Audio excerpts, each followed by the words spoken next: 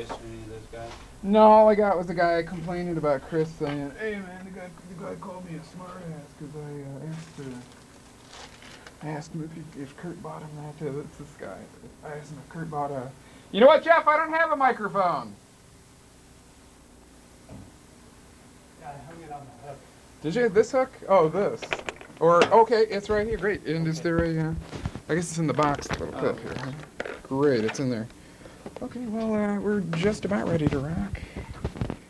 Guess we should test that mic. Yeah, have a good one. Oh, okay, thanks a lot.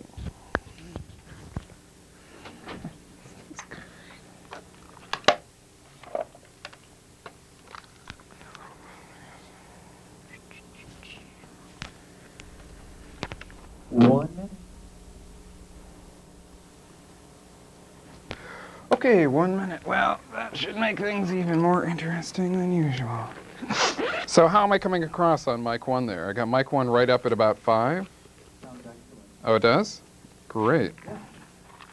Okay, yeah. And what if I were to take it down to negative 50 and then do it like this? Is that any better or not really? I think it was better before. Now there's less than 30 seconds. Okay, I'll put it back where it was. Put that back where it was. So, don't have full test capabilities here tonight, but I'm sure we'll do fine. Just about. Give me just a couple of seconds here. I'm just going to test the audio here on the cassette. Sounds good. It's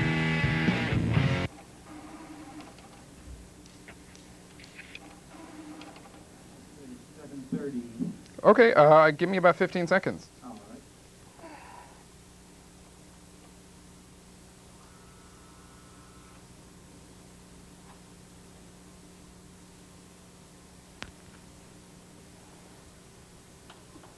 Okay, count me down. That would be fine. Okay. 10, 9, 8, 7, 6, 5, 4, 3, 2, 1.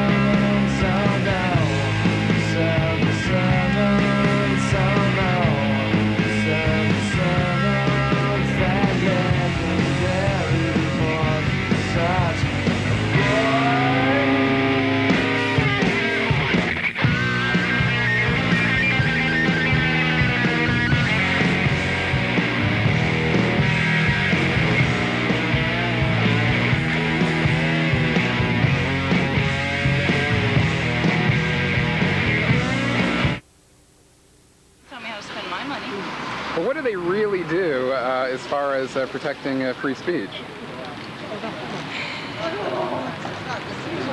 They make a lot of noise. Yeah, they do that. Anything else?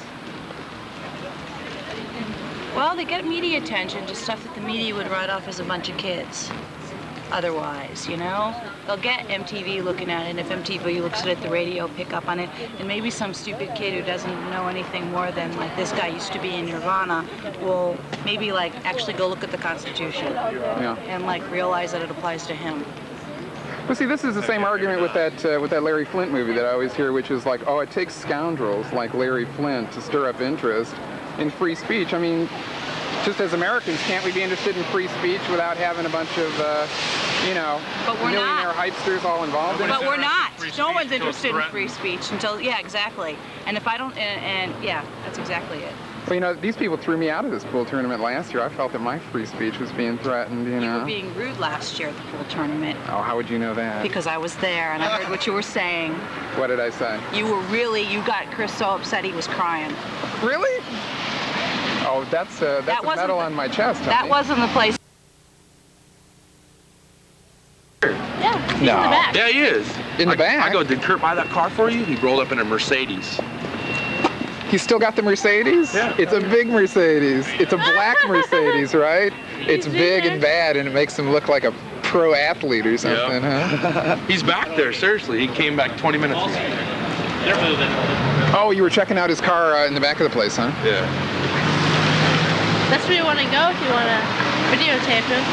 But do you think Kurt Cobain would have ever owned a big black Mercedes? No. Oh, come on, he was a big rock star. He owned an Impala.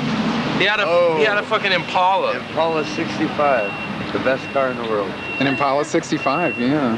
Yeah, and a Dodge Dart, too. Even the red Doesn't ants Courtney could have a fought. Volvo? She does have a Volvo. Are you Yeah. taping? Yeah. Really? Is this gonna be on Are public you going to put access? us on public access? It is? Hell yeah. I actually know who you are. Yeah, that's the one.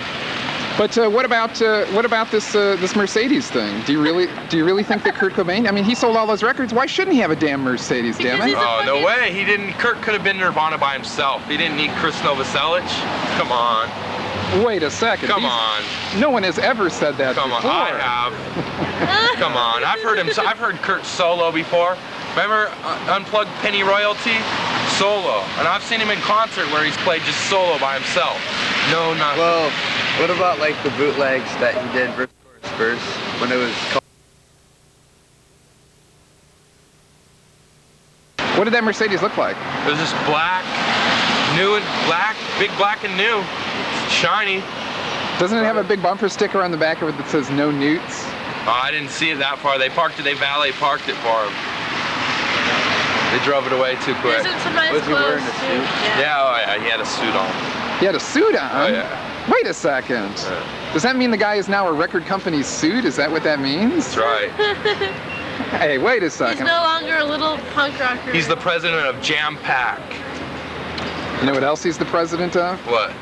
Nirvana Incorporated. I see Jerry Cantrell. What do you think Nirvana Incorporated is? I don't know. What is it?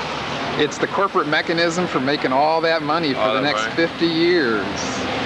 So he's Look, so there's my- so it'll supply him and Dave Grohl and maybe Pat Spear with some extra money, or what? No, it's Grohl, it's Novoselic, and it's Courtney Love. They're all in business together. Yeah, to make money off of Kurt and from the all the records that they're going to be selling, all the items and clothing and merchandise and everything. Like what about they were Yeah. too emotional to set out a double CD? But do you really think that in light of his untimely death and all that, that they're interested in money anymore out of this thing? I think so. They're money hungry. What do you think? Well, you know, this business about them going 3 ways on this thing. Chris is God right there. Good old Mercedes-Benz, huh? Oh, Lord, won't you buy me a Mercedes-Benz? There's Ooh, an E300, that's a nice one. there's some tapes in there. No alarm. Oh, Lord, won't you buy me a Mercedes-Benz? My friends all drive Porsches. I must make a man. family, and indeed the entire nation, will also be denied the due process of law that is the birthright of every citizen. Just 3 days after James Earl Ray confessed in 1969, he took it back. No, I didn't do it. Although Ray at first opted not to go to trial, since then he asked for and was denied a trial 7 times. Now Ray, close to death with a bad liver, is asking again. This time, the King family, which questions if Ray acted alone, supports him. This is the rifle that is uniting the King and Ray families for this one day at least. A Remington 30-06 found at the scene with James Earl Ray's fingerprints on it. A high-powered hunting weapon Ray admits buying, but denies firing on April the 4th, 1968. And he know, like most American public knows, it wasn't him, it was a conspiracy. Investigators have never found any evidence of a conspiracy. Ray's never offered any. Late this afternoon, the judge decided to kick the request for the tests up to a higher court. The Odd Family Alliance of the Rays and Kings hope that decision will come before James Earl Ray dies and takes the truth with him. Jim Axelrod, CBS News, Memphis.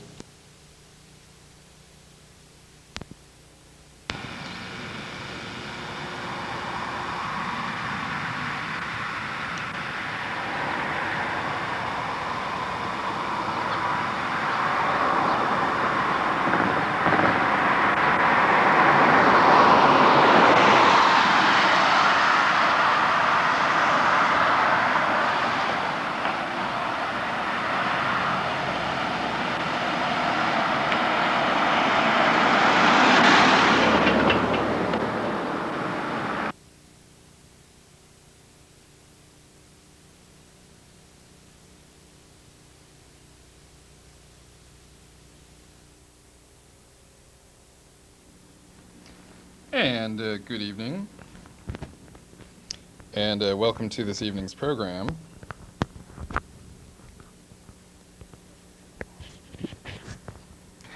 And for those of you who haven't been properly informed by your local news media or whomever, today it is in fact the 30th anniversary of the birth of Kurt Donald Cobain, born in, as I recall, Montesano, Washington, on this date in 1967.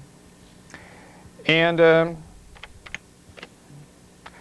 well, it's an interesting evening for us to be on the air. I'm sure that, you all know that it's probably gotten some press attention, the 30th anniversary, that is some sparse press attention. In fact, they had a couple of minutes on it on the MTV News today, and without much real reason for taking an interest in what they do at MTV News, I'd still have to say at least they pointed out that it was the date. I was watching the new news here in Seattle and couldn't help but notice about 10 minutes they gave to a relative of Mama Cass from the Mamas and Papas, who's apparently, out there reissuing some of the material on CD. And it was kind of ironic to see that, though, because, the fact is, I don't know exactly where Mama Cass is from, but it's certainly not Western Washington, as far as I know. And in a certain sense, we're not that disappointed about the fact that there hasn't been a lot of coverage, because, again, all coverage would have to revolve around the assertion of a manner of death. Believe me, it's not my doing that places the emphasis on an artist's life, largely in terms of the nature of their demise, but so often we find that that is in fact the case. And that's to some degree unfortunate, but for instance, on the MTV News, they had to use the S word, they had to say his suicide, and they had to also, Serena Altschul, right out of her mouth came the words, took his own life with a shotgun, so that the MTV News department, people who basically don't know jack about Shinola, on any subject for the most part, except what comes over the wire, are there reiterating the means, manner, and method of demise for this individual without really giving a hang about the facts in the case, of course. And, well, that's my own personal take on things. That is the entirety of the Nirvana thing. I tend to obviously emphasize my particular part in the drama, which is the Kurt was murdered story. But those of you who have been watching the show for a while may realize that, you know, for the first year of the program, we virtually always referred to Kurt Cobain as Mr. Cobain, because I wanted the emphasis to be on Kurt Cobain as a homicide victim, just deserving justice, just as any homicide victim would, and not receiving it, as so often is the case in the United States. So I did want the emphasis to be on that, and you know, it is more of an investigatory series rather than a biographical series, at least at this point, although obviously touching on biographical aspects is necessary and a good thing to do with some frequency. Actually, we don't do too many call-ins, and this is not our regular time slot, so we may unfortunately be missing a lot of our regular viewers this evening who may be expecting to find us on later in the evening rather than in the 7:30 slot. But, you know, I haven't done a whole lot of call-ins lately, and yet instead of this being all about me, and what I have to say about the Kurt death and all of that, it would be nice if we could take just a few calls this evening and see what people have to say about all of this.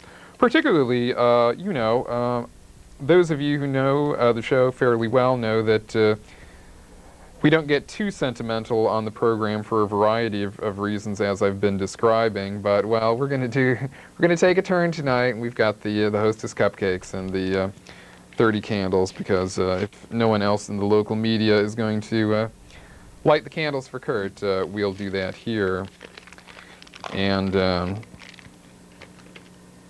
only set me back 39 cents for the cupcakes. The candles, on the other hand, were 85 cents a box. But I'm going to eat the cupcakes, so it won't be wasted, don't worry. So without further ado, why don't we just jump into your part of the program, which is to see what people may have to say this evening about Kurt. And let's go for the first caller. First caller, I think you're on the air there. Hi, do we have a caller on the air?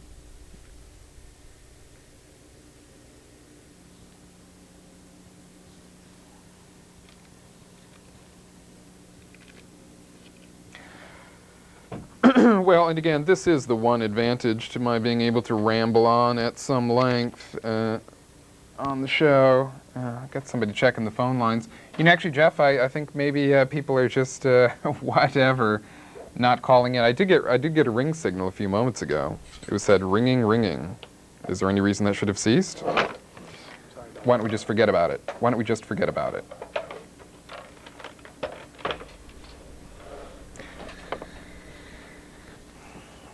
So, in any case, this is part of the problem with taking calls. Part of the problem with taking calls, of course, is that so many non-serious people call in. And if you're out there in phone land, I guess, okay, well, good evening, you're on the Kurt Show. Yeah, Kurt, can you tell me, what are you about, man, if you're sitting up here whining and complaining? Okay, well, we're about taking another caller because obviously this guy has nothing to say. I mean, ideally, you know, if this really worked and if public access were a serious thing, then, you know, we could open the discussion up to a political topic, and we would, you know, have people calling in and engaging in serious discussions of the issues. But obviously, unfortunately, a lot of this medium is not being exploited in the proper way. So, in any case, we do have a ring here. Good evening, you're on the Kurt Show. Hello, my name's Brian. Well, hi, Brian. How are you? Good, how are you? Pretty good. Good. I like your show so far. Oh, that's good. And I think a lot of people just don't really have a lot to say about Kurt. You know, I think they just think that what happened to him is a tragedy, and just pretty much want to leave it, you know, at that. What do you think? Well, that's as you saw in the video we showed just a few minutes ago. You know, the garage was torn down. I would say that the garage was torn down on the Cobain property because of the fact that it was the scene of the crime and that there's residual evidence there that the perpetrators of the crime, that is, the apparent perpetrators of the crime, wanted destroyed. But there was no one. The reason for tearing down the garage was that this had become the grunge mecca, and that all kinds of people were showing up there, and that you know, it had become the second biggest Seattle attraction, other than the Space Needle, I think was the assertion made by the person who tore the garage down, the property owner, CLC. And yet, I've documented over the last several years that other than the first anniversary of the death, there's virtually no traffic there at all, none at all. And today there was none at all. Yeah. And I think you're exactly right, Brian, which is that even people in the news media, I think, are kind of spooked about this whole thing, because after all, how is it that you can comment on the artist's passing without knowing in any way how that passing occurred? Right. Which is the situation at this point, because you know. But I mean, I think a lot of people that like would want to feel some, you know, compassion for this are kind of put off by, you know, the drug infringement, or you know, the drug culture that Kurt was around, and I think that's, you know, what that garage was all about. Maybe, I don't know. Well, that's a good point, but you know, just to reference a real easy reference point in popular culture, even like the Rolling Stone had this big write-up on Eddie Vedder and what a cagey little businessman he is just a couple of months ago. And not that I care about cover stories in the Rolling Stone or see them as any sort of source of wisdom on anything, but it's not just Eddie Vedder. It's everybody in the Seattle scene is, you know, either once removed or twice removed from this reputed drug scene. And yet, the fact is, I think, that just about everybody in the Seattle rock scene is an extremely cagey business person. Mm-hmm. And basically, almost all of them are in it for the money. Kurt was in it, I think, for the money as a necessity toward artistic freedom, which is, if you don't have the money, you don't have the artistic freedom. And I think that he was just as cagey a business person as any of them. Yeah, I think so too. Although I think that on Kurt's behalf, I mean, he developed so fast and became such an overnight hit that you know, he had a hard time handling that, I think. Well, that's the generally understood story, but there's a lot to contradict that. And even on the MTV News today, they did show a little clip of Kurt talking about all of this hype about heroin in the Seattle scene. And he said it was a lot of crap. And he said that, you know, I'll play that clip on Sunday so you can see it for yourself. But he said, you know, I don't know why it is, but you look at all these magazines, and I worry about young people looking in their rock magazines and seeing that all of these rock stars are saying, I'm way into heroin. And the kid is reading the magazine out there and thinking, well, if my favorite rock star is into heroin, I guess maybe I will be someday too. And that's been a major thesis of this show, which is that there is an extremely strange connection between hyping heroin in the rock industry. Yeah, definitely. I mean, Jane's Addiction, you know, is a well, perfect just example. one out of virtually 100 examples of people who are major label artists, you know, in the last 5 years that are like heavily associated with heroin. Right. Including Nirvana, although the point is, how many of these people are really junkies? Would the record companies really sign them if they were genuine junkies? Right. Well, that's the other part. I mean, if you are a heroin junkie, are you going to tell, you know, your record company that you're hooked on heroin? It's a complex issue, but there's every reason to believe that, you know, 50% or more of these people are just lying about it because it helps you to grab headlines. Drugs have grabbed headlines ever since, you know, the Rolling Stones pot bust, and it's been the same story over and over again. And whether or not these people are really deep into drugs or not is almost a side issue. It's just you're Right, supposed to but, like- understand that is actually the definition of hype. Brian, we're just going to take another call, but I really appreciate your participation. Thanks a lot. Thank you. Hi, you're our second caller of the evening. Good evening. Hi, am I on the air? You sure are. I just want to know, what do you think of the possibilities of maybe Courtney Love causing the death of Kurt Cobain? Well, I've said quite a lot about that, and I'm just wondering, as a viewer of the program, which one, what would your opinion be generally? I've just known that she's benefited a lot from, ever since his death, and I'm just curious about it. I don't know. I tend to believe that maybe there is some truth to that. Yeah. What do you think? Well, what do you think of her behavior? I mean, just offhand, without being, totally knowledgeable about the situation, does it seem as if she's sort of acting in the way that you would expect a grieving person to act? Well, same thing with OJ, I mean, does he act like a guy who might have murdered 2 people?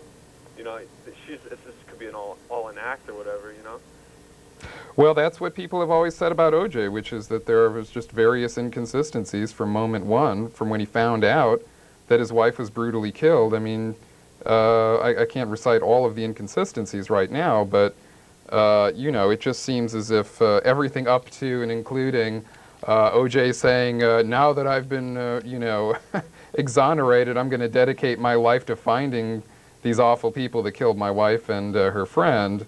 It's all just a scripted performance for the most part, but, I just have to believe that to most of the public and also to those people that are supposed to be knowledgeable about criminal affairs and that sort of thing in the news media, OJ certainly does not ring true as an individual, and Courtney Love in an extremely parallel way does not ring true either, wouldn't you say? You lost me. They're both phonies. They're both compulsive actors, and the idea that anyone should believe in their performances to any degree is highly doubtful. Yeah. And well, thanks a lot, and cool. Thanks for calling.